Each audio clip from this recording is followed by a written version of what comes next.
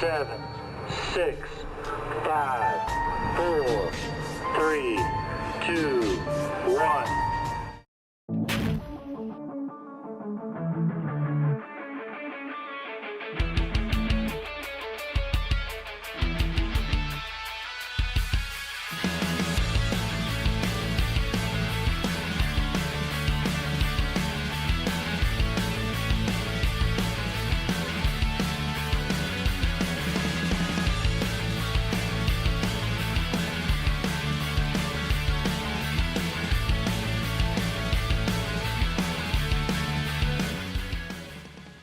And good morning, good afternoon, good evening, and good night, and hello to everybody out there that is currently watching. Happy 31st of October to those of you in America. Happy Halloween. To everybody else, happy taking your kids to get chocolate day. How is everybody doing? I'm still on the mend, but hey, shit happens. So, but I finally managed to get one of these things. So it is misting and blowing like eucalyptus and stuff all through the airways. So, got to talk about the backpack killers? Yes, we are going to. So, just as a, given that it's Halloween, thought we'd go through some scary stuff. So, is Hayden cosplaying as Crocodile Dundee? Look, near enough too. So, what we're going to do is we're going to start off with some videos that have been put together by various other channels, just because I don't have the time to do that kind of crap. We're going to start with 15 of the most haunted places in Australia that you should never visit, which surprisingly, there's a reasonable number on that list that I've already been to. I do have a piece on Ivan Milat. I've got an ABC video that was put together on the story that inspired the Wolf Creek movie. And then we're going to look at a little bit of Australian folklore, the creatures, the mythology, all that sort of stuff. And then if we've got time, we've got urban legends. So it should be a fairly story-packed episode, but it's also going to be one that doesn't require me to talk a lot because I'm still not able to. Also, it is the 31st of the month, which means it is your last opportunity to use this month's dollar bucks. At the end of this stream, they will be reset. So if AFP's watching, now's your only time, dude. And we got the squirrels off and running. Loving it. Do you have a Stingray plushie to dress up as Undead Crocodile Dundee?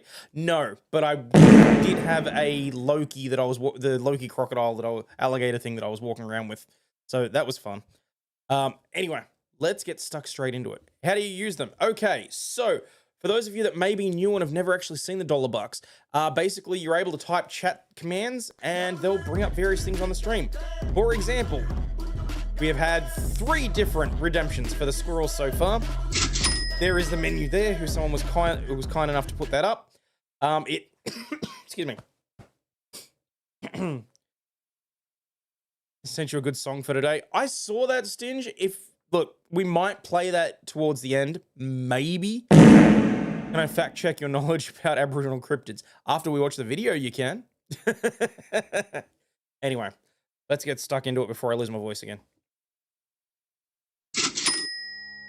Australia may be known for its beautiful beaches and... That's just... Also, in case anyone's wondering, the menu does run along the bottom of the screen on the ticker as well. So, now, if you can't hear the audio or anything, let me know. But I haven't watched this yet either, so I'm just as interested. Vast outback, but hidden beneath its scenic beauty are terrifying tales of ghostly encounters, abandoned asylums, and places where the spirits of the past never rest. From haunted prisons to eerie homesteads, today we'll take you on a spine-chilling journey to the top 15 haunted places in Australia that will make your skin crawl. So, if you're ready to face the paranormal, hold tight as we dive into the terrifying unknown. 1. Monte Cristo Homestead, New South Wales. Our first stop is the Monte Cristo Homestead in New South Wales, often referred to as Australia's most haunted house.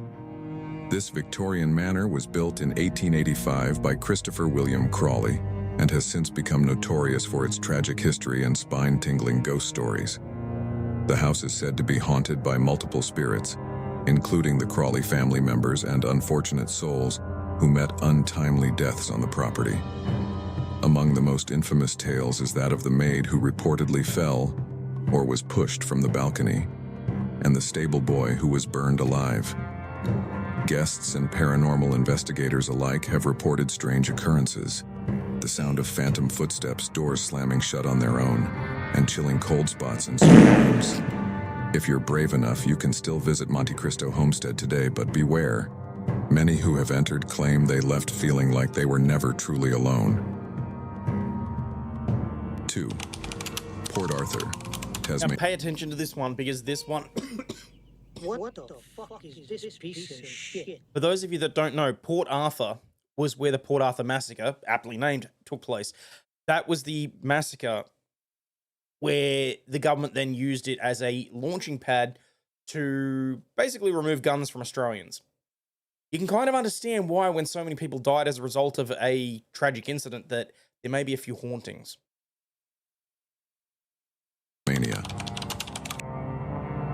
Next on our list is Port Arthur, located in Tasmania. This historic site was once a brutal convict settlement and is now considered one of the most haunted locations in Australia. During the 1800s, Oh, no shit, it's about the this history. prison I thought it was about housed the some of massacre. the most hardened criminals of the British Empire. Its eerie Stand past corrected. includes cruel punishments, mass graves, and a tragic mass shooting in 1996. There it is. Visitors to Port Arthur often report encounters with shadowy figures, mysterious lights, and the sense. What do you think?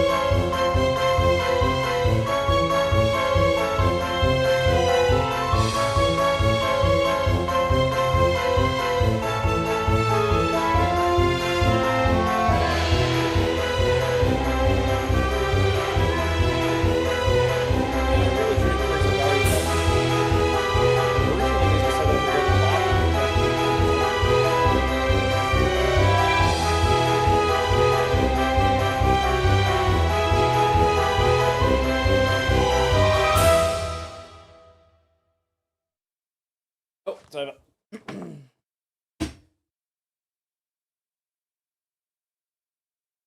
Sensation of being watched. Hey, Burgers.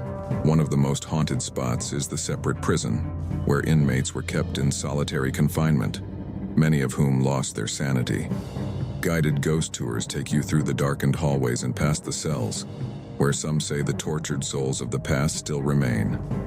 Port Arthur's dark history and ghostly reputation make it a must-visit for those looking to experience the paranormal firsthand. 3. The Ghost of Frederick Fisher, Campbelltown, New South Wales. The Ghost of Frederick Fisher is one of Australia's most famous ghost stories, dating back to 1826 in Campbelltown, New South Wales. Fisher was a local farmer who mysteriously disappeared, and after weeks of fruitless searching, his fate remained unknown, until a ghostly figure changed everything. According to the legend, a man named John Farley claimed to have seen Fisher's ghost sitting on a fence pointing towards a creek where his body was later discovered. Fisher had been murdered by a friend over a land dispute, and his spectral appearance reportedly led to the discovery of his corpse. Today, the story of Frederick Fisher's ghost lives on, and every November, the town of Campbelltown celebrates the Fisher's Ghost Festival, keeping this eerie tale alive. True Burberries, and that's why I tried to cover as 4. much of the true stuff as Old the... Melbourne Jail, Victoria. Here we go. Built in the mid-1800s, I can honestly say, having actually been to this one myself, it is creepy as hell, and it's the kind of place that may just turn a non-believer. Don't get me wrong, plenty of people have assumed that I don't believe in the paranormal. Having experienced it firsthand, I kind of have to. having lived in a house that I know without any shadow of a doubt had some form of entity, be it a ghost, spirit, demon, whatever the fuck it was. I don't know, but I'm sorry. Shit happened in that cottage that cannot be explained. So, I'll catch you going to some of these places. That's fair. Okay, simp. Old Melbourne jail housed some of the most dangerous criminals in Australia's history, including the infamous bushranger Ned Kelly. The jail was also the site of 133 executions, and many believe that the souls of those who met their end on the gallows still linger. Visitors have reported hearing disembodied voices, footsteps echoing down the cell blocks, and the unsettling feeling of being watched. One of the most active spirits is believed to be that of Ned Kelly himself, who was hanged here in 1880. That's a little His last far-fetched. words, "Such is life," are said to still echo through the halls. Paranormal tours take brave visitors through the darkened cells and execution chamber, offering a glimpse into the grim history that haunts this prison to this day. 5. The Princess Theatre, Melbourne, Victoria.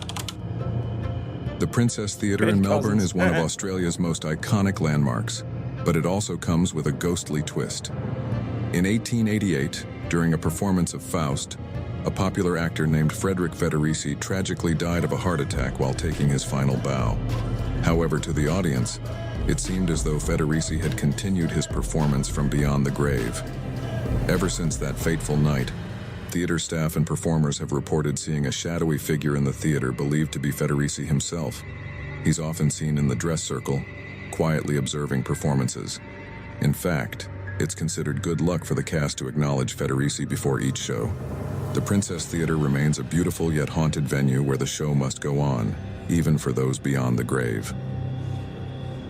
6th Quarantine Station, Sydney, New South Wales. The quarantine... I should clarify, this is not the one that was opened over the last couple of years. This was the one that was set up when Australia was originally being founded, because they wanted to quarantine people that were coming over and had, you know, the plague, or, well, not the plague, but you get what I mean. Like, Quarantine Station in Sydney, New South Wales has a chilling history of disease, death, and despair. Established in the 1830s to prevent the spread of contagious illnesses, it housed passengers arriving by ship who were suspected of carrying infectious diseases. Many never left, succumbing to illnesses like smallpox and the Spanish flu. Today, the quarantine station is a hotspot for paranormal activity, with numerous reports of ghost sightings and unexplained phenomena. Visitors have experienced strange sounds, cold spots, and even ghostly touches. The hospital ward and the morgue are particularly active, where the spirits of those who died in quarantine are said to roam. Ghost tours offer a chance to explore the haunted buildings and possibly encounter one of the restless spirits still lingering in this once isolated station. 7. Airedale Lunatic Asylum, Victoria. Our next destination takes us to one of Australia's largest abandoned asylums, Airedale Lunatic Asylum in Victoria. they could always afford This to sprawling reopen it. facility, built in 1867, was designed to house the mentally ill, and during its operation, saw more than 13,000 deaths. Airedale has long been associated with eerie tales of mistreatment, suffering, and paranormal encounters. The spirits of former patients are said to wander the halls, and visitors report hearing unexplained screams, whispers, and footsteps in the long-abandoned wards. One of the most haunted areas is the men's surgery, where crude treatments and lobotomies were once performed. Ghost tours of the asylum offer a terrifying glimpse into the darker side of mental health care, with many who visit reporting an overwhelming sense of unease and even physical sensations, such as being touched or pushed by unseen forces. Or scratch. Airedale Lunatic Asylum is truly a place where the past lingers, and not always peacefully. 8. The Alkimos Wreck, Western Australia. Off the coast of Western Australia lies the rusting remains of the SS Alkimos, a shipwreck that's become infamous for its strange and supernatural occurrences. The ship ran aground in 1963 and has been a source of eerie tales ever since. Quick, someone call Jeff. We've got a Maritime Monday. You've been to that one? Cool. Locals and divers alike have reported seeing shadowy figures aboard the wreck, hearing disembodied voices, and even spotting mysterious lights around the ship at night. The Alchemo's haunted reputation is believed to stem from a series of misfortunes and deaths that plagued the ship's construction and service. Some believe that the ship carries a curse, as every effort to move or salvage the wreck has been met with bizarre accidents and bad luck. To this day, the Alchemo's remains a chilling reminder of the mysteries that lurk beneath the waves. 9. Beechworth Lunatic Asylum, Victoria.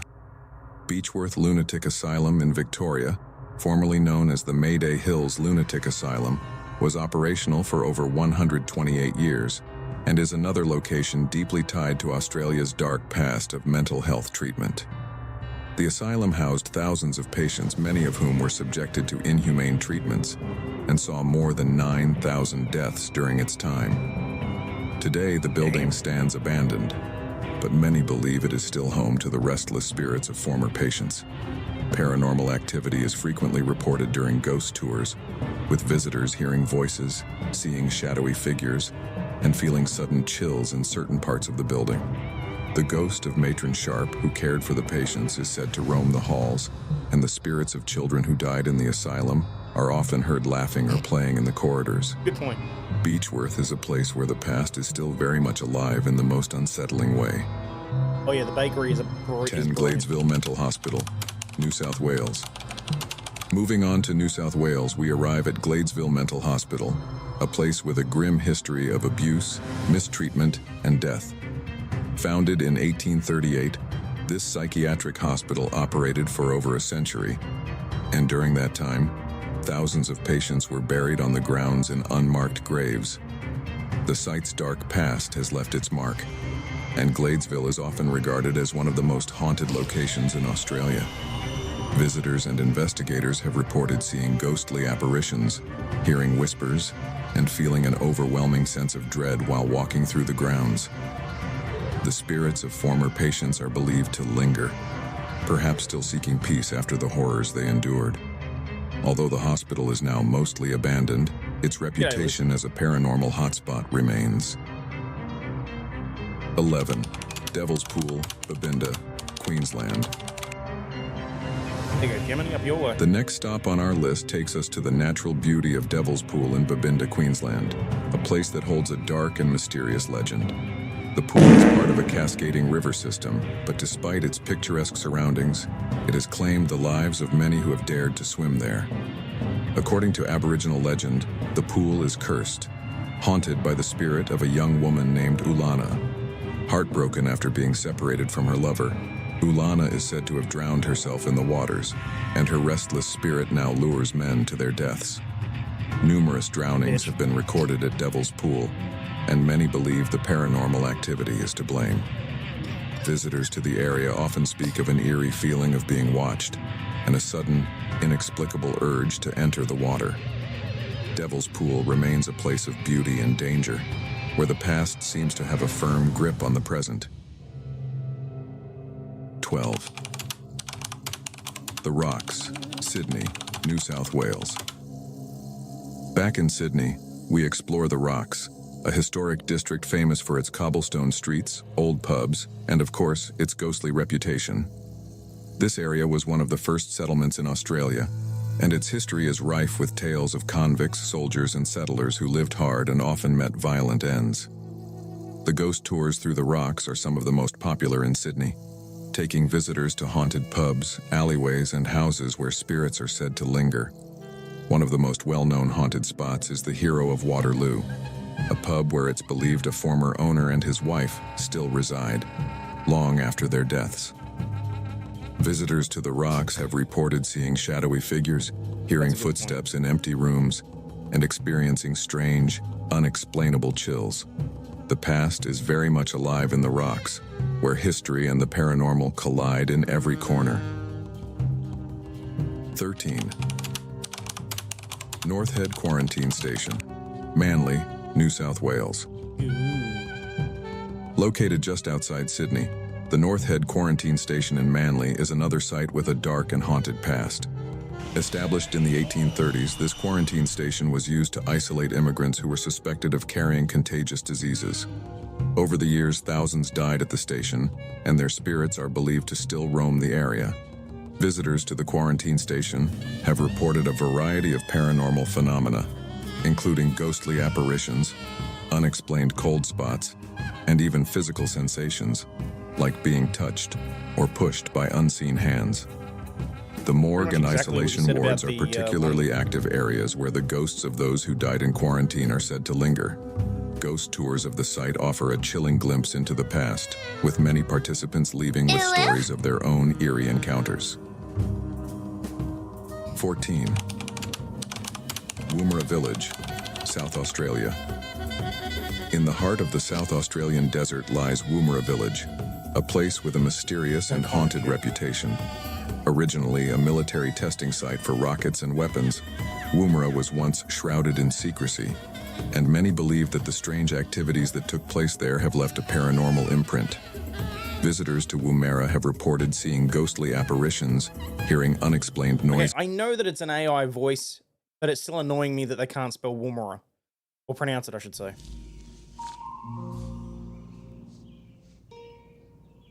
What the fuck is this piece of shit? And feeling a sense of dread while walking through the abandoned parts of the village. Some even claim to have witnessed UFO sightings in the area, adding to Woomera's eerie and otherworldly atmosphere. Recognize Woomera, just whether it's the Woomera. Spirits of those connected to the site's secretive past or something far stranger, Woomera remains a place where the unknown still lingers. 15. Bago Road Jail, Brisbane, Queensland. Our final stop brings us to one of Australia's most notorious prisons, Bago Road Jail in Brisbane, Queensland. Built in the 1880s, Bago Road housed some of the country's most dangerous criminals and was the site of numerous executions.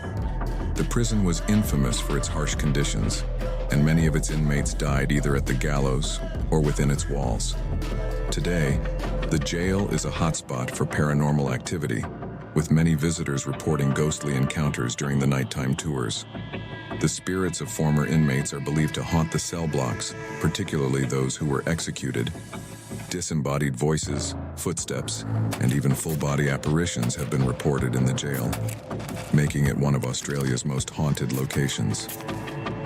Bago Road Jail stands as a chilling reminder of a dark chapter in the country's history, one that continues to haunt those who visit. And there you have it, 15 of the most haunted places in Australia. Okay, so we're easing. Yes, I get it. Great success. Jesus, stop being so facetious.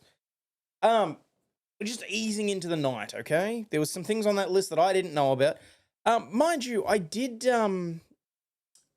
What do you call it? I read something on X today, and it actually gave me a good thought. If you die and become a zombie, what happens to your ghost? Like, if you get stuck here and you become a ghost, are you just a ghost that's sitting there looking at your own body going, oh, fuck? As your zombie body just trundles around and trips over its own feet? Like, I'm genuinely curious about that. But anyway. All right. So, moving on. So, this is a piece that was put together by the ABC, which relates to the Australian backpacker murders. So this one's going to be interesting.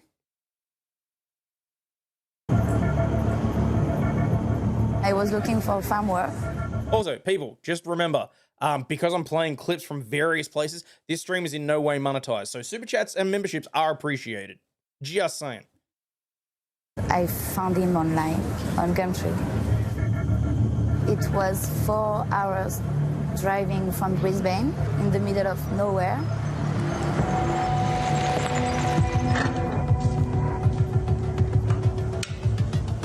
Voilà. Tu vois la fenêtre de près? When I arrived, I found a really dirty house with a It's really Master Chef, dirty not farmer. Master Bates.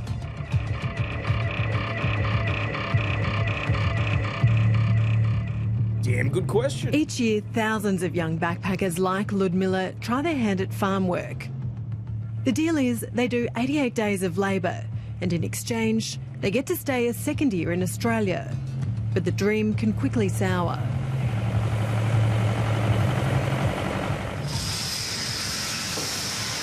I went to the... Whoa, Stingy has donated $5 and says my favourite candy to eat used to come with tattoos, like gum.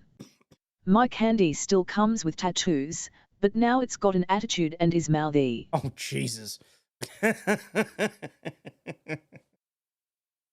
shower. I had a shower at night time, and he went into the bathroom when I was into the shower, so I was really uncomfortable. He knocked at the door, more of a thing. and I said said, one I'm in having five a was gonna shower do right it now, this so year. don't come. And he came. We certainly did. He didn't look at me, so I was okay, but no, don't do that. I was scared about him, so at this time I decided to post on Facebook to ask if someone knows this farm or knows something about him. I heard a lot of bad things about this farm, so I heard about someone, a girl, So who why were didn't you do the here research before 4 days him? before me, and who was victim of sexual assault. So he tried to remove her bra, he tried to put his hand Oh, on no, she's her French. pants. He tried a lot of bad things, and she was really scared. That night, Ludmilla hardly slept. It was her and another young female backpacker alone in the house with the farmer. I slept with a knife under my pillow because I was too scared. I was like really scared. And at first light, she decided to flee. I called the police, but I said to him that I called a taxi. The police dropped her at the service station half an hour down the road, but couldn't do much more. Without an actual assault, they were powerless.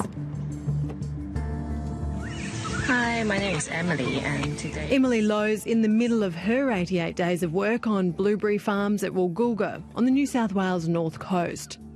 This contractor also hires lots of people who just hold travel visa. Most of them come from China and Malaysia. She's been filming her work and keeping track of her pay. The wages is low, so I think it's like kind of slavery. Around $50 to $60 per day. But when I arrived in Woolgoolga in July, we just earned $20 to $30 per day. At the beginning, I used my saving to pay the rent and for my daily life. She says conditions are so bad, some farms don't even have toilets. It's hot, and in the farm I worked before, they do not have the regular rest time, or most of the time don't have the toilet. So we can't drink much more water. We have lots of examples of where backpackers and the growers have a really great relationship, but unfortunately there are some growers who spoil it for everyone. Growers know they have a problem. Rachel McKenzie is in charge of the industry group GrowCom's response, called the Fair Farms Initiative. She says willing workers are desperately needed, but the current visa arrangement is far from ideal. So we have a whole bunch of people who don't necessarily want to work in agriculture, who feel forced to be working in agriculture. They take the jobs that are available, and sometimes they don't do their due diligence about where they're going and what they're in for. And I do think that some of them actually have no idea about what it's actually like to work on a farm. And she says one of the realities is the pay. We do have peace rates in Australia, and again, because backpackers aren't necessarily here to work in agriculture, they're not experienced. I didn't realise it was about the when pay. they first start working in agriculture, they do legally get paid. Delve into the heart of vast Australia, where the sacred stories of the Aboriginal people whisper on the wind. A world where ancient creatures and spirits shape the earth and the sky. This is Aboriginal Australia, a place of ancient and eternal dreams, where the past, present, and future come together in a beautiful dance of myth and reality. A place where every creature, big or small, carries with it a part of the creation story.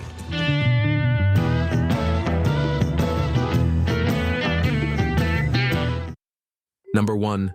Bunyip. Bunyip is a feared water creature that inhabits swamps, streams, river pools, and lagoons. Accounts vary widely, and he is described as having different physical characteristics.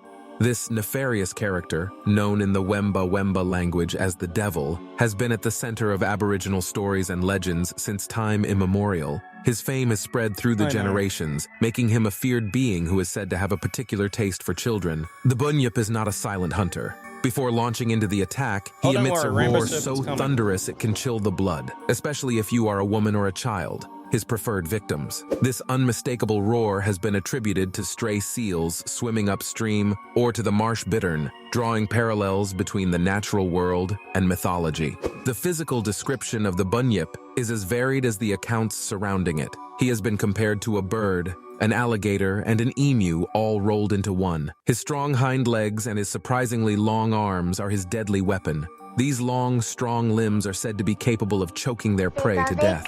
In water, the Bunyip moves with the grace of a frog, but on land, it rears up on its hind legs, reaching a terrifying height of up to 13 feet. But the creepiest description of the Bunyip is that of a dog-faced creature with a ponytail, dark fur, a duck beak, and deadly fangs. Another version describes it as a bearded snake. Despite the variability in its appearance, how do they, hang on, if it's got so many different varied appearances, how do they know it's the same creature?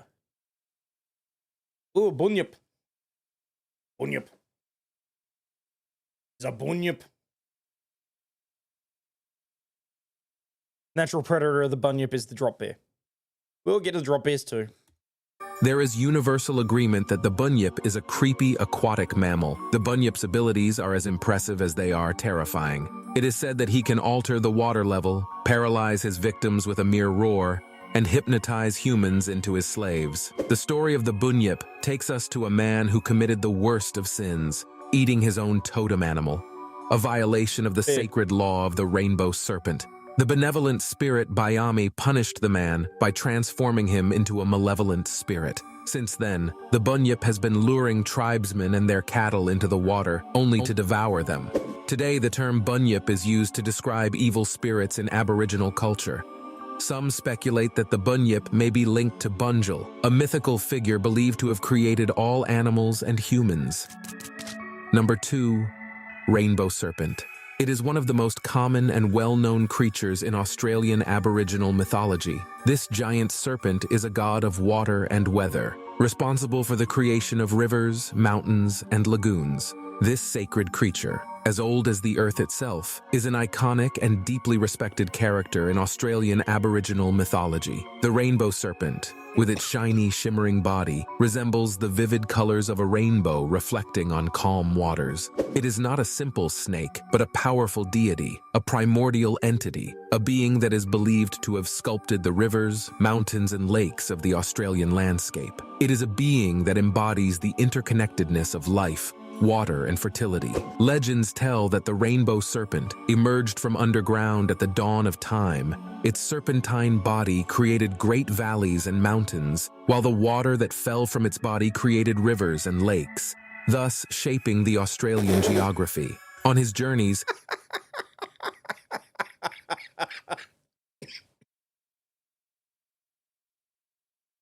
she also gave life to plants and animals, linking herself to the life cycle of nature. Despite its generosity, the rainbow serpent is also a creature of power and punishment. Aboriginal stories say that breaking the sacred laws of this deity can provoke his wrath, leading to severe punishments such as floods and droughts. Holy crap, they just like jumped genders for the snake as well. Who wrote this? AKA the skip snake. I am never saying that to a Indigenous Australian, but that is funny. Thus, the rainbow serpent serves as a reminder of the importance of respect for the earth and the laws of nature. The glow of the rainbow serpent is also a symbol of eternity, a constant link between the past, present, and future. It represents the continuity of life and the incessant connection between man and nature. Number 3, That's about right. Yowie. Oh my god! How do you mispronounce Yowie? Oh, fuck you.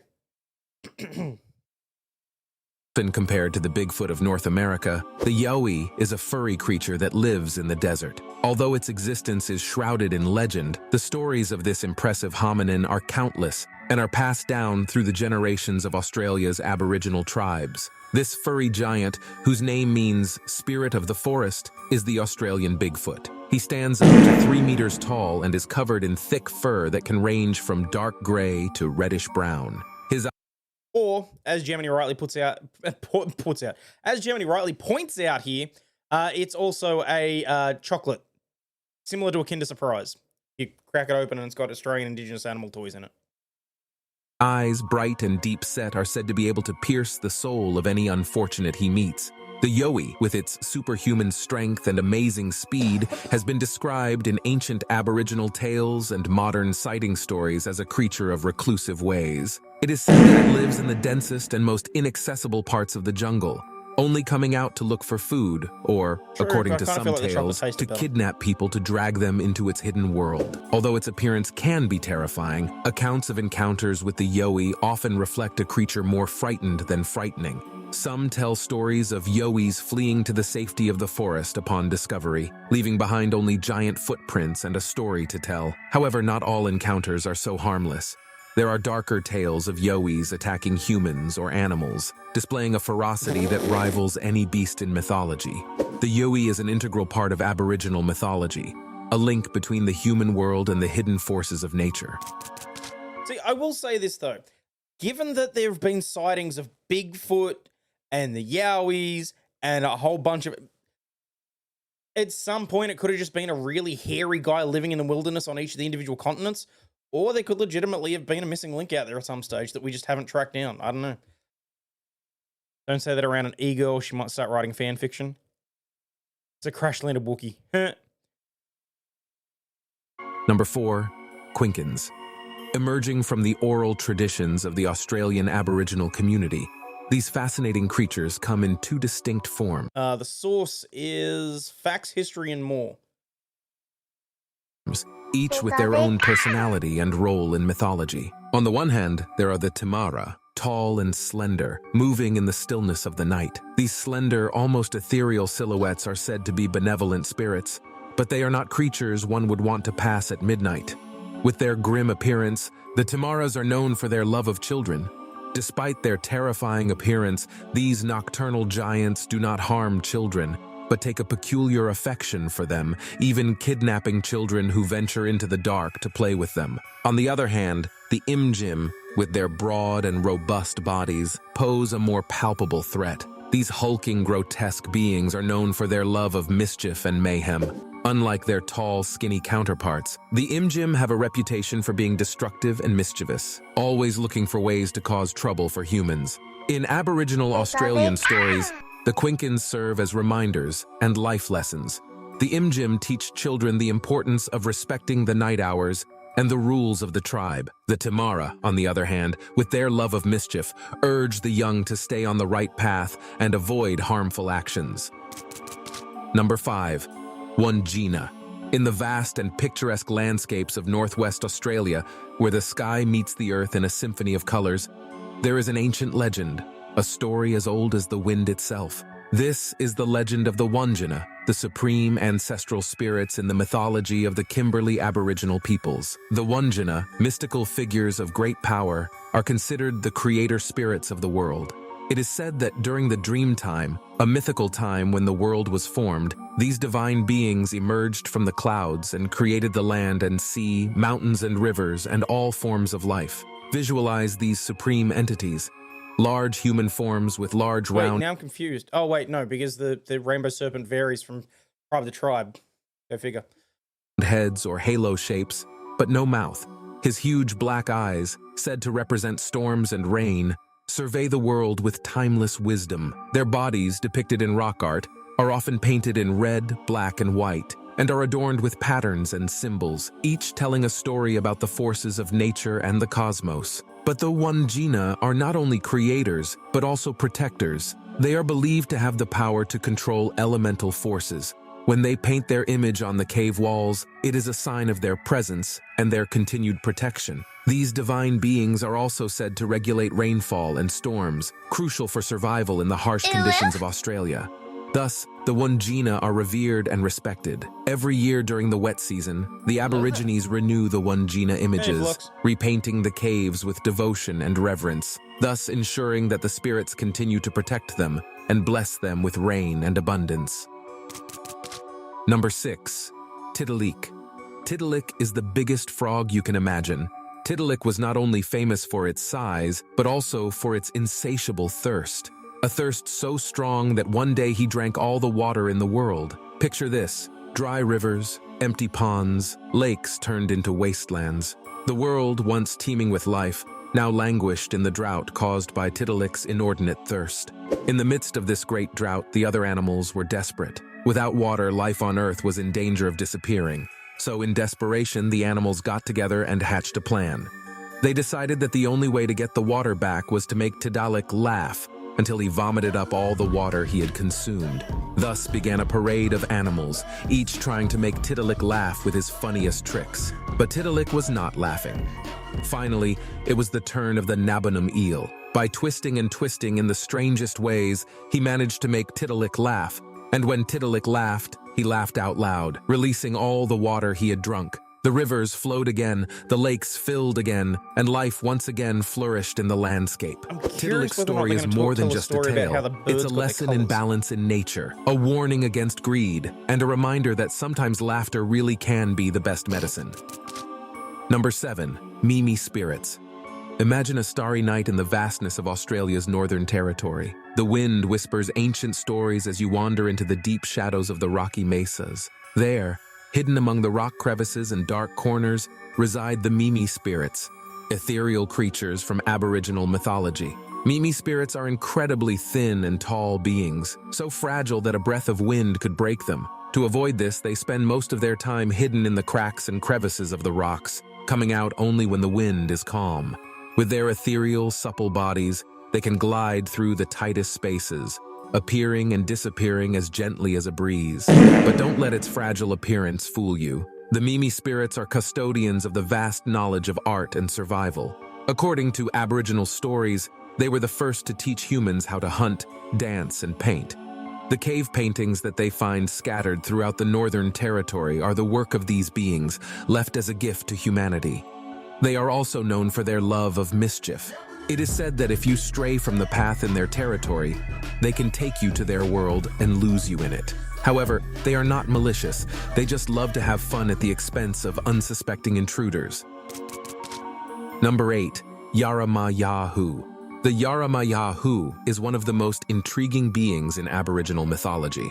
He is not a being easily found in conventional fairy tales. He is a small, red-skinned, strange-looking being with a disproportionately large head and a toothless mouth. But the most disturbing feature of him is his limbs ending in suction cups, similar to those of an octopus. This being does not actively hunt. Instead, he prefers to spend his days lounging in the branches of fig trees, patiently waiting for an unsuspecting traveler to seek refuge under the tree's shade. Once its prey is close enough, the Yaramayahu descends and attaches itself to its victim, sucking the blood with the suckers on its hands and feet. Unlike other vampiric creatures in legend, however, this being does not leave its victims empty, but rather leaves them alive, albeit weakened by loss of blood. And here comes the truly creepy part. After feeding on it, the Yaramayahu vomits its victim, who is now transformed, turned into a smaller copy of this creature. This process is said to be repeated several times until the victim finally becomes a Yaramayahu. So if you ever find yourself under a fig tree in the middle of the Australian bush, remember this story. Make sure you keep going and don't stop, no matter how enticing the shadow of the tree is. After all, you never know who or what might be waiting for you in the branches above. But above all, remember to subscribe and share this video with your friends. Most powerful gods in Australian mythology. Might come back to that.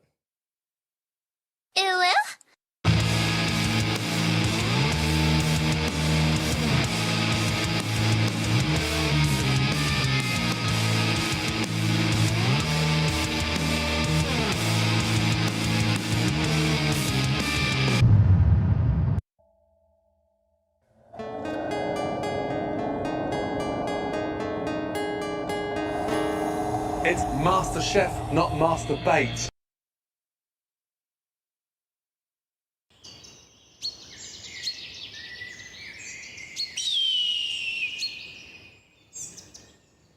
The eagle.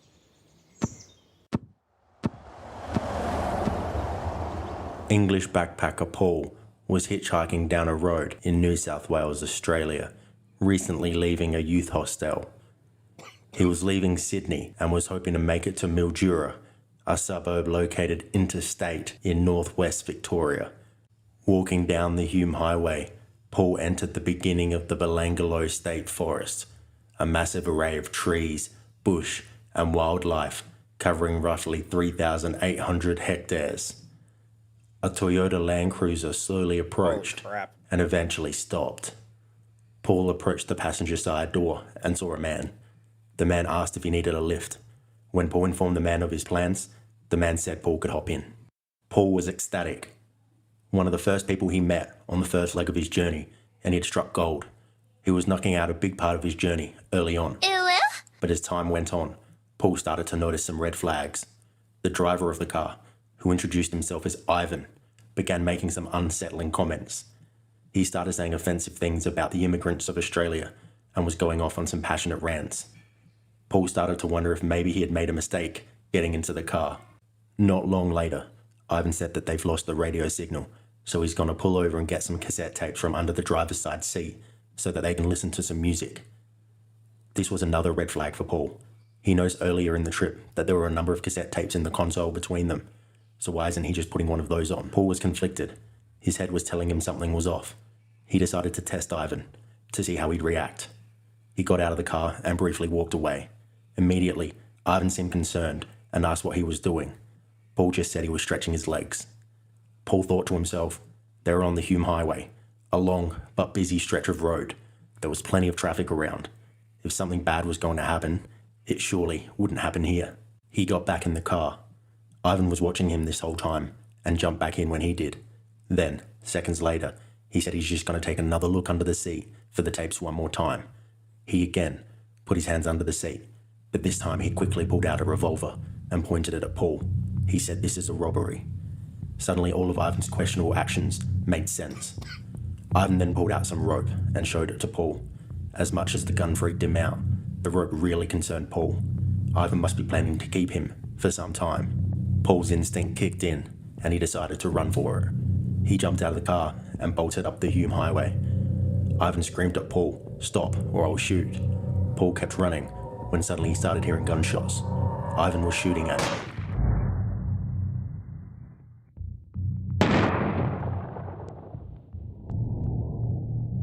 Paul was trying to wave down cars to stop and help him, but the drivers of the car could see what was happening. They dodged Paul and drove on.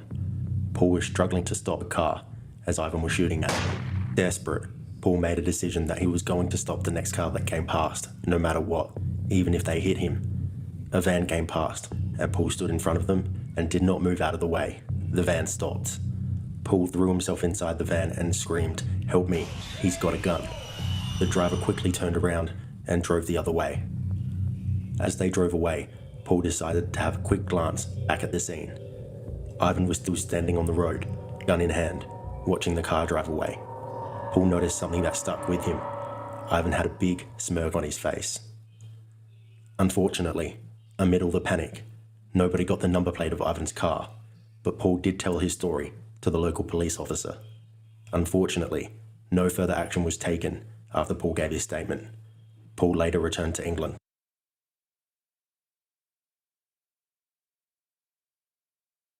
News came about that 2 British backpackers were found murdered in Overlaw'd State Forest in New South Wales, Sydney. When Paul saw this in the newspaper, it confirmed the suspicions he had all along. The man never intended to rob him, but had much darker, sinister intentions.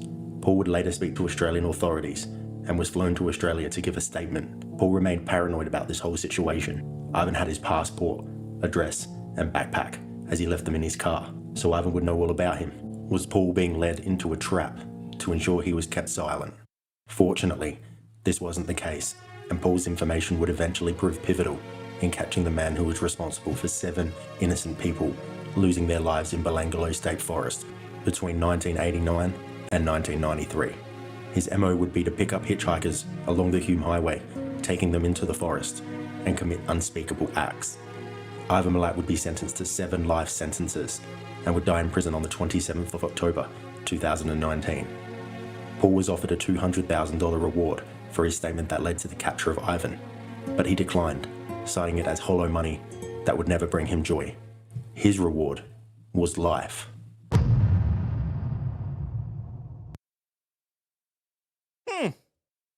That was a very well put together and boiled down thing. No one can hear you scream. For those hardy enough to explore its untouched wilderness and diverse landscapes without seeing another human for days, most can never encounter a single mishap. But for those unlucky few, the red-dirted Never Never could have become their graves. From an invite from an unfriendly local to an abduction nightmare, these are 5 real outback horror stories. Oh shit, this was... When did we do this? Halloween 2 years ago. Welcome back to another Halloween special here on Shadow Matter. All throughout October, I will be releasing real-life horror stories from the internet as posted by real people. If you missed the last episode, a link will be provided in the description below. This week's episode, we're going to be focusing on real-life horror stories from the outback in Australia. Before we go on, I would like to disclaim that these stories were not submitted to myself or written by me. Some stories may appear wildly fictitious and not based in any reality. Also, it should be noted that some of the stories have been edited for time. If you would like to see the stories in their full glory, links to the stories will also be provided. So without further delay, put a log on the fire and pull up a seat, and let's delve into the stories. This story was posted on Reddit. Fuck?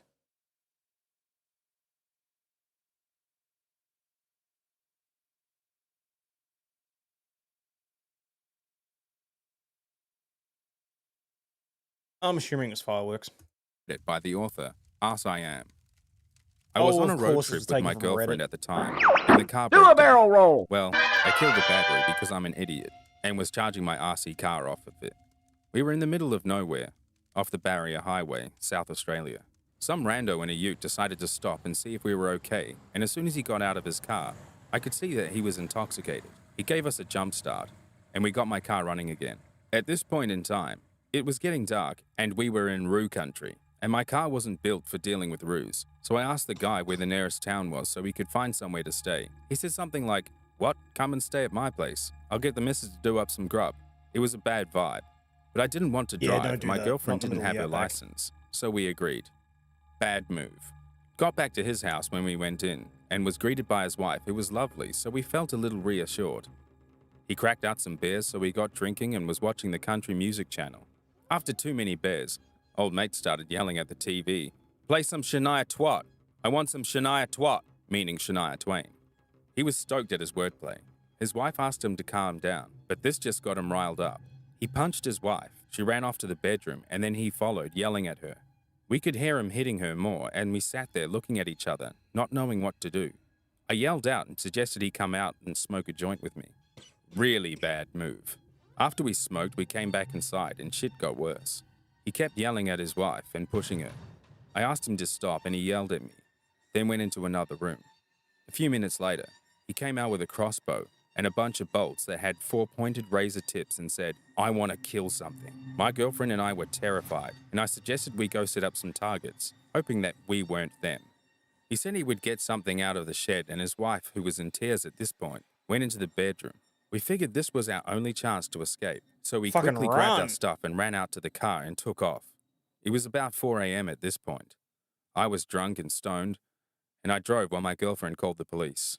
Eventually, we got far enough away from this place, and the sun was coming up, so we felt we were safe. Never heard back from the police, and have never traveled back to that part of Australia. This story was posted on Thought Catalog by the author, David O'Connor. I used to be an avid camper. I would travel out into the outback and camp out for a day or two. But after this particular incident, I'm not going to go out there again, even with a group of people. It was last year, around August to be precise. There was some pretty bad rain the day before I left home to go camping. My friend, another experienced camper, joined me this time. We were to go in deeper than where I usually camped. The ride out was bumpy and slow. The road was washed out due to some flash floods, but relatively all right nonetheless. When we made it out there, the sun was just about setting, We gathered up some brush and set it on the damp ground and pitched camp. My friend lit a fire and sat around it while eating some jerky. We shot the shit, mostly about our jobs and our girlfriends. It was around this point I got to go up and pee. I walked out into the brush. The brush was tall and thick, so having the fire within my line of sight was important. All of a sudden, I hear my friend calling my name. I look up and the voice seems to be coming from some distance away from the camp. How did he get over there so fast, I thought. He called out my name again. This time, I sensed urgency in his voice. I called his name and started walking towards the voice. This went on for a little while until something came from behind. It tackled me, and I yelped in terror. It was my friend. His face as serious as you could get, and he held a finger to his lips. Then his voice shouted my name from somewhere. He slowly stood up, craning his head left and right, as if to search for the source of the voice. He motioned for me to stand up. I realized then that I had lost sight of the camp. I had no idea where I was. The voice shouted my name again, but it sounded further away. We made our way back to camp and quickly packed up our belongings without saying a word. Back in the car, my friend broke the silence. Whatever it wasn't human. I nodded. Back home, I couldn't shake the idea that this creature, or whatever it was, had the ability to call my name, in my friend's voice no less. I spoke with a local priest who revealed to me that in the outback, there are evil spirits who prey on people. These spirits lure people away using familiar voices, never to be seen again. This story was posted on Reddit by the author, Creepy Oz. I grew up on a huge remote cattle station in the Australian countryside. Out here, it's not the stereotypical outback you might see in Hollywood movies. We're a long way from any city, but we're far enough away outside the desert that we have grass and hills and valleys and thick pockets of bushland. Out here, weirdness is an everyday occurrence. Back then, we had a small army living on the station between Mum, Dad, and 3 kids, and the 3 remaining grandparents, an uncle and 2 cousins, 2 housemaids, and all the farmhands. Because we had more farmhands, Dad was able to leave much of the day-to-day stuff up to them and spend time with us kids, which was nice. He used to take us camping in different spots on the station, sometimes fishing down by one of the rivers. Sometimes we'd have a bonfire out on the open paddocks, and sometimes we'd explore places we rarely ever went. We could never really have a proper holiday, so these trips were the way that Dad made up for it, I guess. The trip in question was to one of the more remote spots on the property. A hilly area way out on one of the edges covered in tussock and littered with steep ravines. Dad always used to be a bit of a conservationist. He had an idea that some kind of lizard that was in trouble in other areas might live out there, so my brother and I went along as little helpers. We spent most of the day setting up little drop traps for whatever critters might be scurrying around, as well as throwing dirt at each other and chasing each other around the big tussocks. It was high summer and the sun was up till at least 8:30, and we took advantage of the warm evening. That night, we cooked bacon over a roaring fire and had bacon sandwiches, toasted marshmallows, and billy tea. Sometime during the night, I woke up to what sounded like footsteps outside the tent. I tried to rouse Dad, quietly, without success, so I was forced to lie there and listen. I wasn't afraid as such. There are loads of animals all over the property, and I was a country kid, so my first thought was wildlife rather than little girl eating monster. After a few minutes, whatever was out there went away, and I dropped off to sleep again. The next day, we checked out the drop traps. Afterwards, Dad chucked us on the four-wheeler and we headed off to explore the seemingly endless hillocks and ravines. After another meal cooked over the fire and an hour or so spent laughing at Dad's silly campfire songs, we turned in for the night, lulled to sleep by the chirping of crickets and grasshoppers. Late in the night, I was awoken again, this time with a start. I'd been kind of half awake from memory, waking from a dream, but not really waking up, when something jolted me full into consciousness. As a sleep-deprived child, it took me a few moments to work out that the world had suddenly gone completely silent. For some reason, I felt compelled to see what was happening, so I quietly crawled out to the tent to look around. As I slipped through the flap on all fours, I noticed a chill that didn't come from the warm night air. I looked up. Maybe 10 meters from the tent, standing in a semicircle, were 6 impossibly tall figures. They almost looked like they had been poorly molded out of clay, with no symmetry to them. Their skin was uniform gray, and their faces were entirely blank apart from 2 burning points of violet light that I presumed to be eyes. Then, as one, Was this from Aboriginal they fixed history, their or is eyes this on me an alien encounter? and began to scream.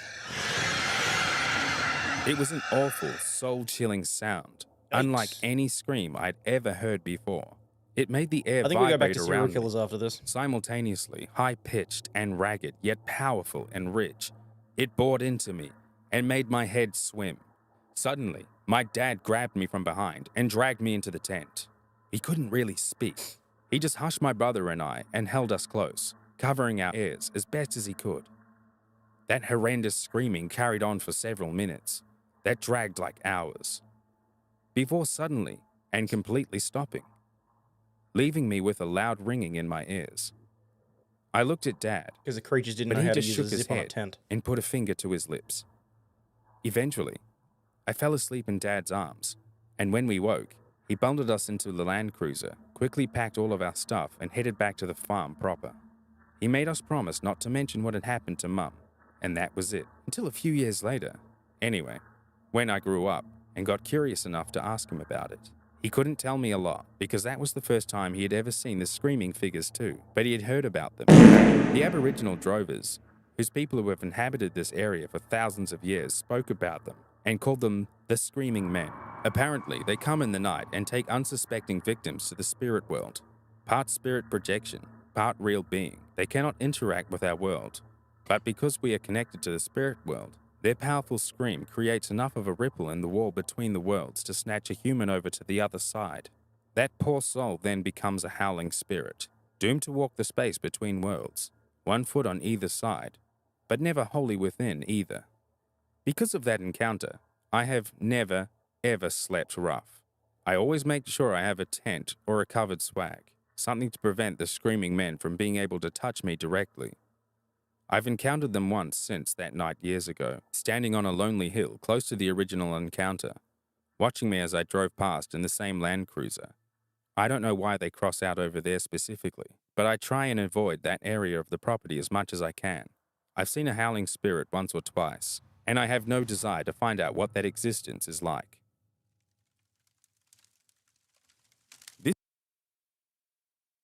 I'm just gonna take a break. Because I'd literally rather sit here and listen to serial killers that I don't know about than be careful when visiting Australia or San Francisco not to let screaming men touch you.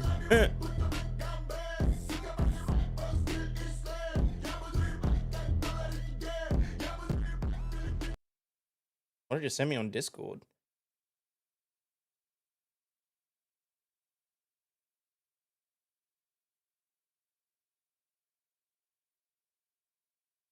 Let's start with to show you how to teach an Australian English. Let's start with the basics. Hello. Hello. Whoa. So, if you want to greet an Australian in the Australian language, you say, hello. Beautiful. We speak English in Australia. I don't know why you Americans assume that we don't speak English, but we do. Wow. I didn't understand a word you just said. Thank you so much for watching. Fuck, Stingy. Alright. Australia's secret serial killers. Ooh. What's up, everyone, and welcome back. Today, we're going down under to take a look at some little-known Australian serial killers. Australia is known as a place where just about everything wants to kill you. But if you manage to survive the poisonous snakes, spiders, and angry wildlife, you might just run into one of Australia's God damn, I thought you were about to say angry women then. many serial killers.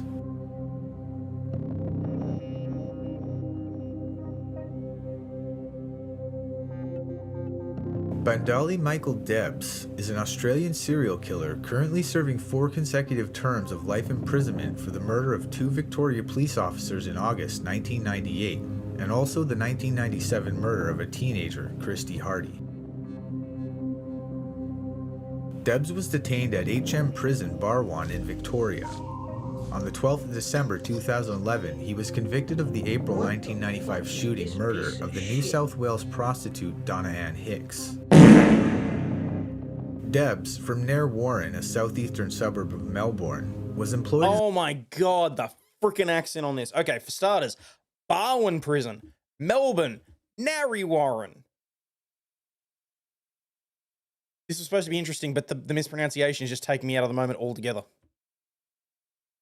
as a Tyler and had fathered 5 children. Further adding to the sinister speculation about Debs, his youngest son, Joseph, was mysteriously found dead due to a suspected drug overdose at a house in Greensboro in December of 2003. Greensboro.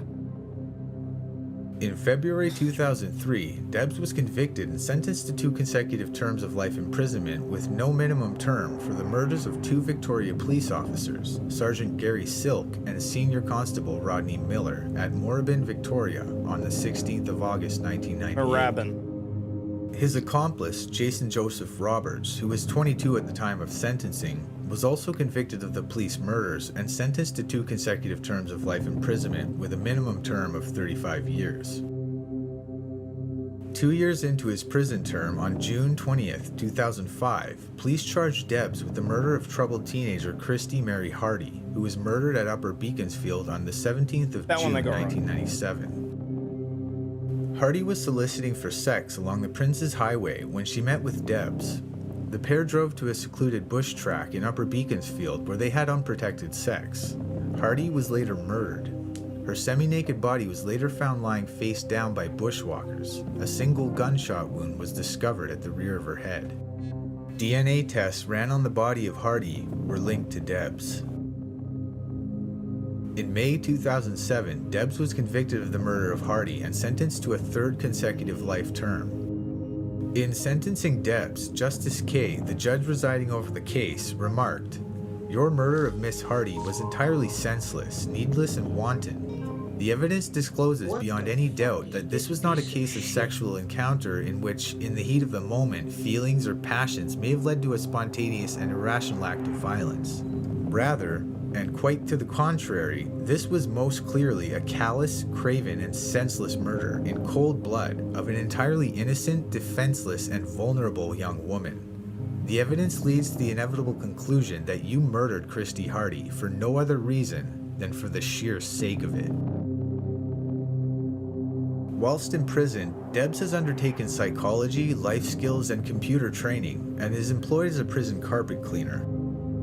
On the 30th of September 2008, Melbourne detectives interviewed Debs and raided his previous address as a part of a murder investigation into the killing of a 33-year-old Sydney mother, Donna Ann Hicks. Hicks was shot dead in April 1995 in an unsolved murder. Debs has been linked to the case through DNA analysis.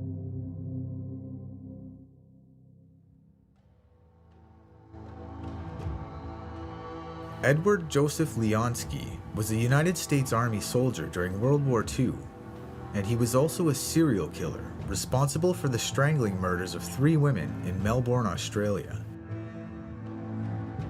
Leonsky was known as both the Brownout Strangler, given Melbourne's wartime status of keeping low lighting, and also as the Singing Strangler, due to his self-confessed motive for the killings being a twisted fascination with female voices, especially when they were singing. And he had claimed to kill women to get at their voices.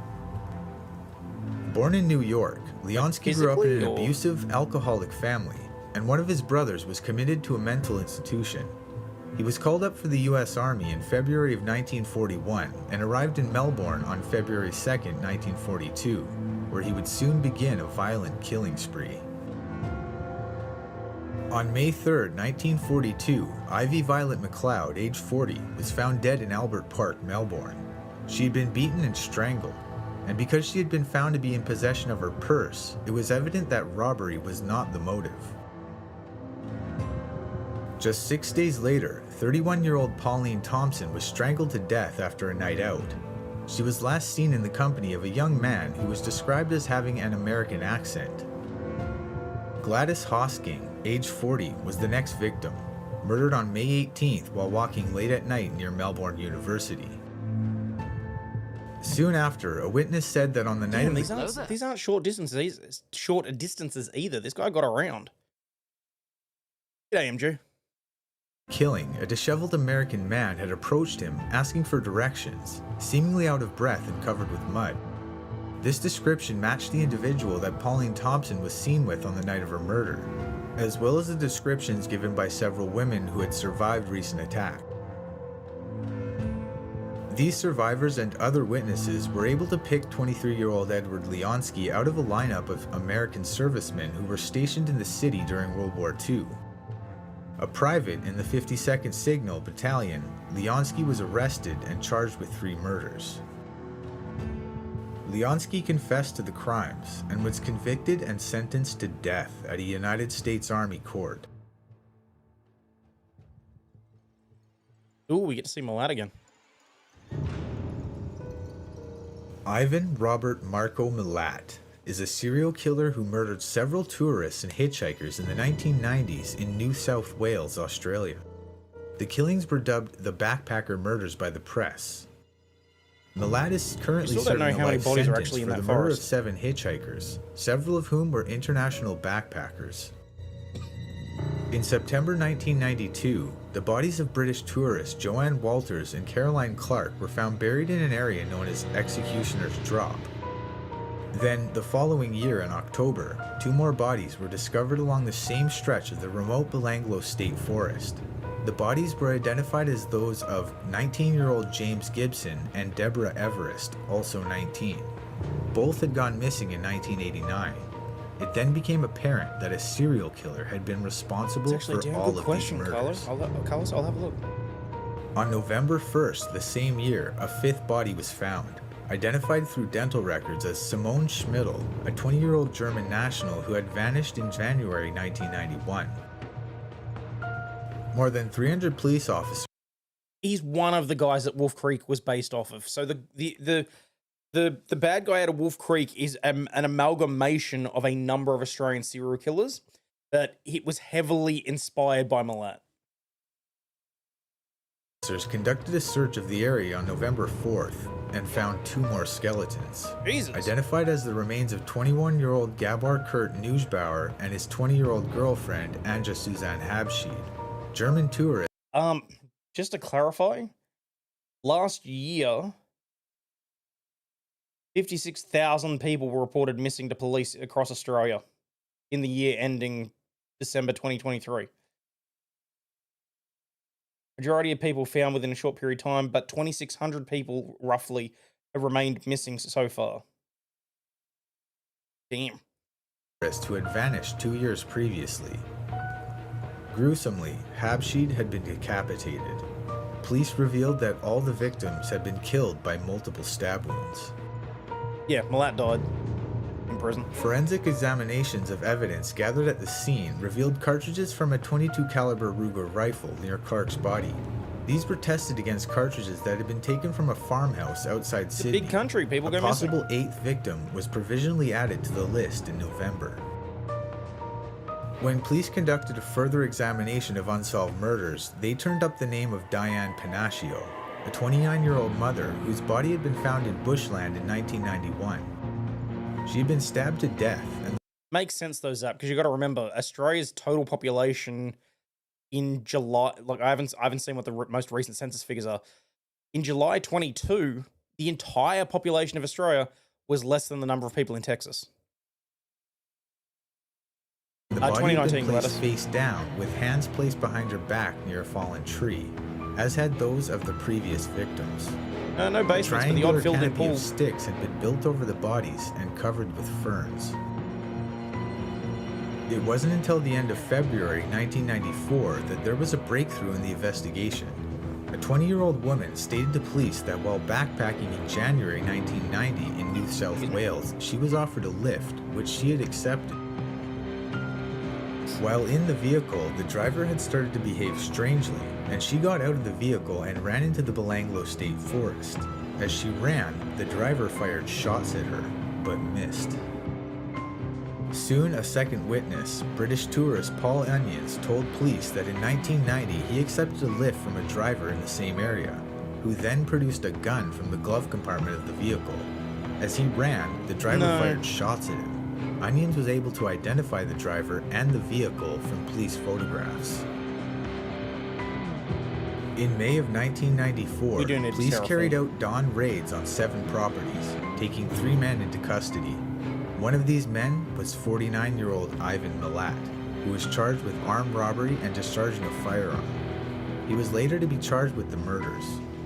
Another was Milat's brother, Walter. During the raids, police found a .22 caliber rifle that matched the type used in the backpacker murders. Ivan Milat appeared in court for the initial robbery and weapons charges on May 23rd. He did not enter a plea. On May 30th, following continued police investigations, Milat was also charged with the murders of 7 backpackers. At the beginning of February 1995, Milat was remanded into custody until June that same year.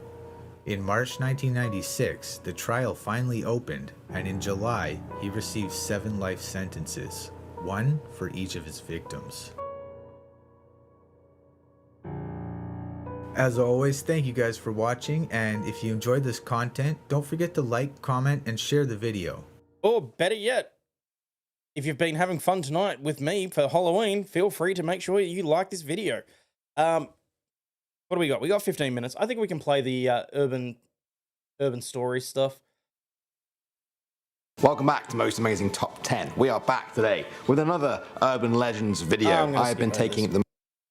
I mean, honestly, Most Amazing Official, feel free to go and give them a like, subscribe, all that sort of stuff, but I'm here to listen to the stories, not to watch you talk, basically. Whoa! Skipped ahead too far.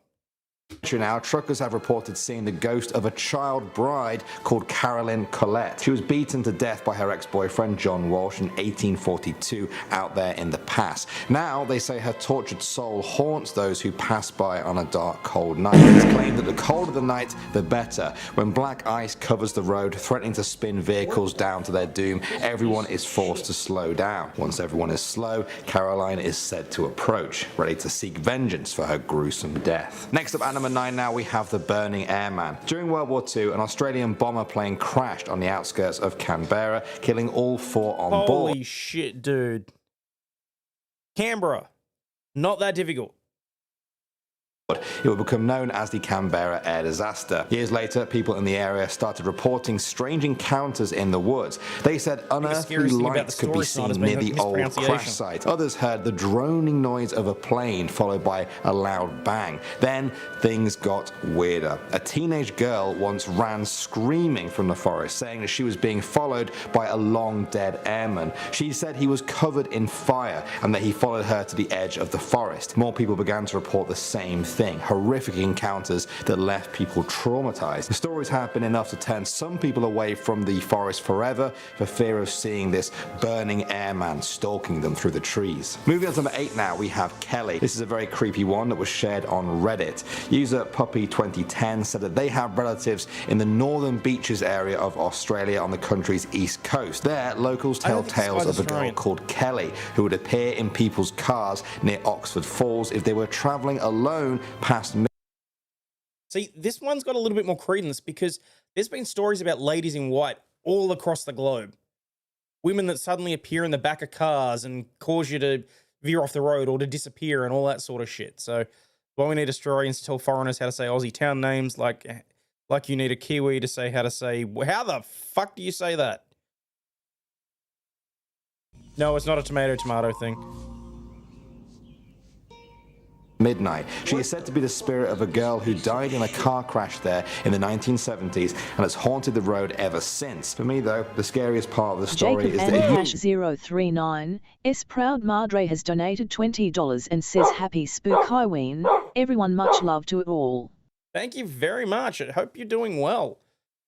That puts us $30 away from me having to go and get the dog, but I mean, we've got like 10 minutes left, so.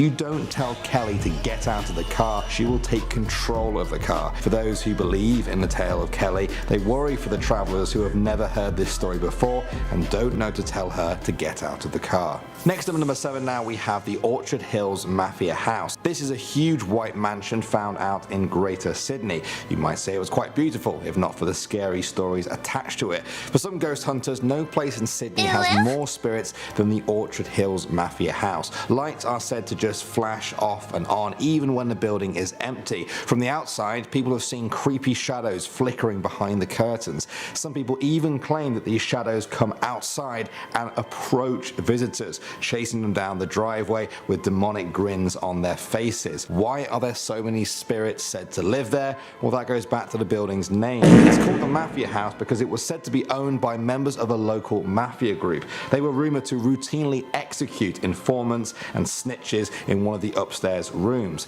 Between the murderous gangs and the spirits of their victims, many people choose to stay well clear of the big white mansion. Coming in at number 6 now, we have the Hawkesbury River Monster. In a lot of these urban legends videos... Yeah, here we go. Our version of the Loch Ness Monster, or Lake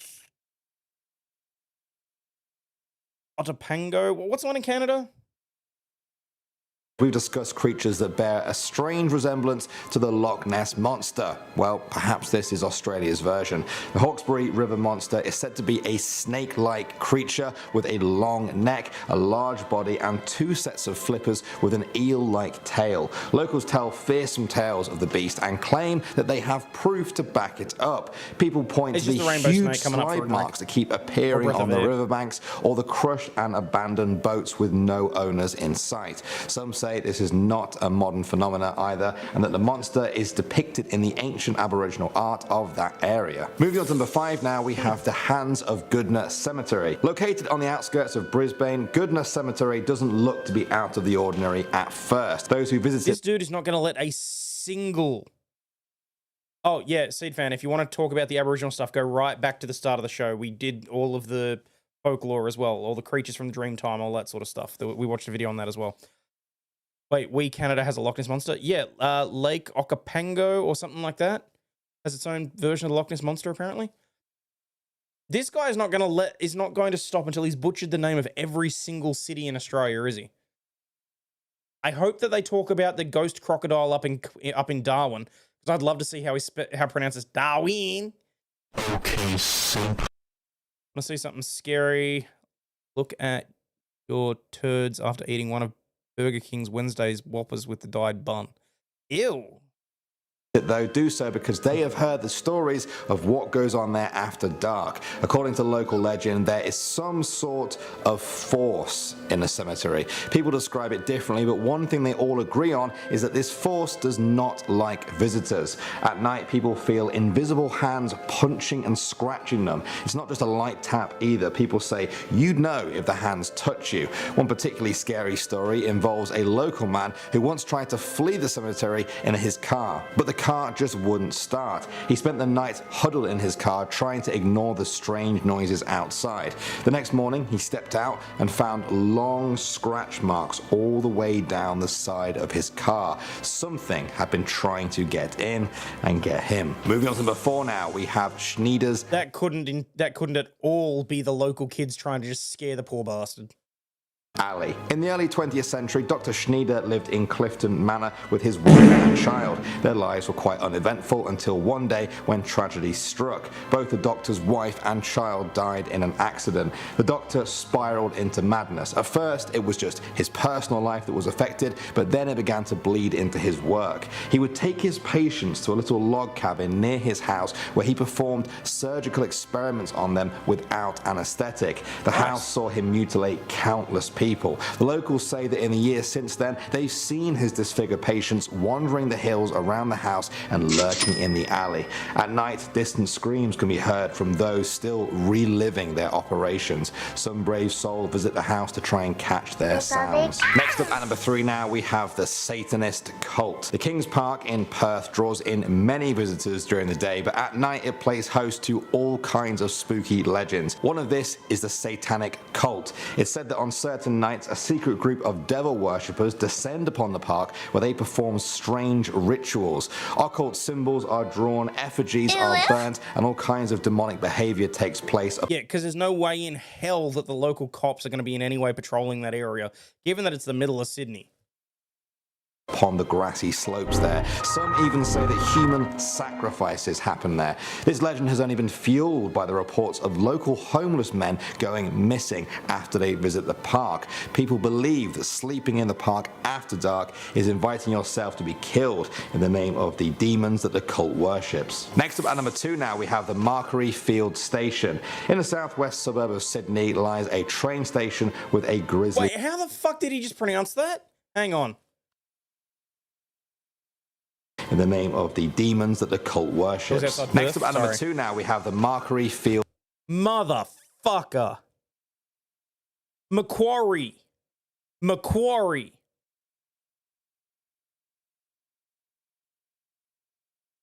Macquarie. In the name of the demons that the cult worships. Next up at number 2 now we have the Markery Field Station. In the southwest suburb of Sydney lies a train station with a grisly secret. When the last train leaves Markery Field Station and the platform is totally empty, a faint cry can be heard in the breeze. Believers say the station is haunted. For those that find the crying scary to hear, things only get worse. Some say the crying eventually stops and then, after a short pause, it turns to blood-curdling screams of anguish. On some occasions, people even see the ghost itself, a teenage girl roaming the platform with dark blood covering her face. She cries and cries, then screams and screams. For me though, the creepiest part is that sometimes she stares right at you. And finally, number 1 now, we have the Min Min lights. Those who have ventured to Eastern Australia's outback will often return with tales of the Min Min lights. On some nights, burning lights are said to appear in the distance but never get closer. They keep pace alongside the car but never get any nearer, almost as if it was watching you. Some people believe that if you leave your car, the lights will stalk you through the Australian outback. But hey, don't take my word for it. Unlike many of the other ones we've talked about on our list, there has been documented cases of the Min Min lights. You can find footage on YouTube filmed by locals. In 2003, a report suggested that the lights are just a trick of the light and appear under certain conditions. Others believe this only deepens the conspiracy. They say the government is trying to shake people off the trail and not discover the true nature of the Min Min lights. Alright guys, I want to know which one of those was your favourite. I honestly think Australia might have some of the best urban legends I've heard of so far. Holy crap, you managed to pronounce Australia correct. Jesus. Really flat out, there's probably a spotlight that someone set around their home. Look, possibly. Excuse me. He couldn't even Google Min Min. I know, right? So, oh, but there you have it, folks. I'm going to call it a night there because it is now 12:30. I'm going to get up in the morning, as does all the rest of the family. So, hope you have had or will have an enjoyable Halloween, All Hallows Eve, all that jazz. But as always, please remember you're not a piece of shit. You have value and do contribute to society. And good luck with, like, making sure that you don't, like, get taken by a serial killer or an alien abduction or whatever else. So, alright, Stingy's gonna be a pain in the ass, so I will... Where did it get to? I don't even know what this is, and it better be okay, because I'm not liking the picture that's on it. Yes, don't go getting possessed either. Bedtime lullaby, that explains so much, you know.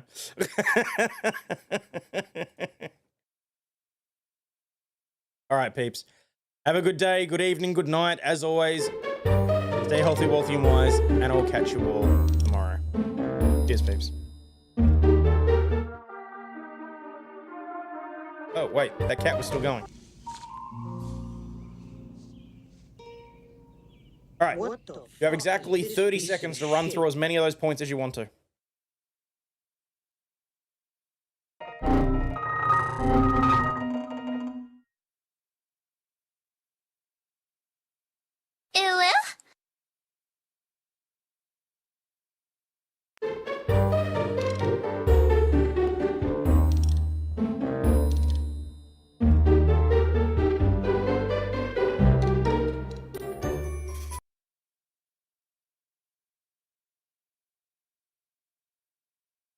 Shit, why do you keep updating the...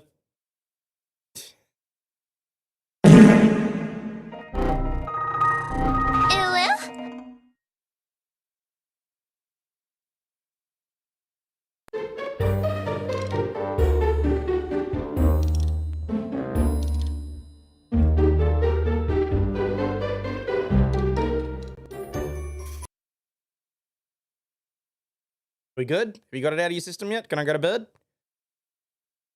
Why are you gay?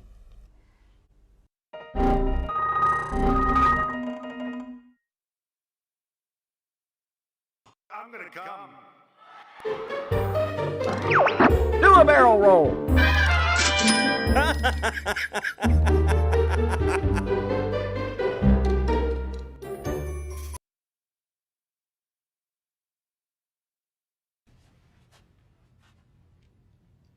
No, God! No, God, please, no! No! No! No!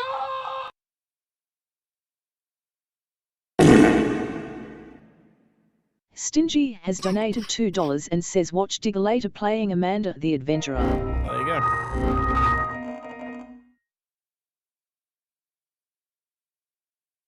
All right, I'm assuming that's... Okay. Peace out, peeps. I'll see you tomorrow. That one actually going to work now?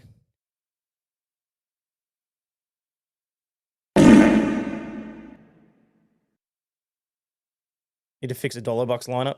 I've added a bunch of things that are just for me to play around with. And some of it is, there's got cooldowns and timers on it. So, but anyway. Peace out, peeps. Why did that not work? Oh, that's why that did not work.